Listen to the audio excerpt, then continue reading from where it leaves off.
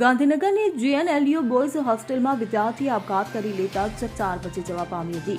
વિદ્યાર્થીએ ગળે ફાંસો લગાવી આત્મહત્યા કરી લીધી હોવાનું સામે આવ્યું છે। યુવક દ્વારા દરવાજાના હેન્ડલ સાથે કપડું બાંધીને ફાંસો લગાવ્યો છે।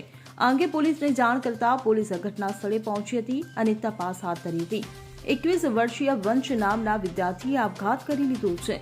ઇન્ફોસિટી પોલીસે યુવકનો મોબાઈલ, લેપટોપ સહિતની વસ્તુઓ કબજે કરી આગળની તપાસ શરૂ કરી છે। ત્યારે પ્રાથમિક તપાસમાં યુવક મૂળ પંજાબનો રહેવાસી હોવાનું સામે આવ્યું છે।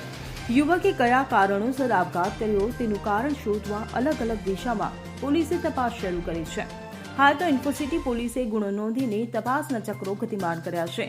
તો બીજી તરફ યુવકે આપઘાત કર્યાની જાણ યુવકના મિત્રોને થતા મિત્રોમાં શોકનું મોજું ફરી વળ્યું હતું।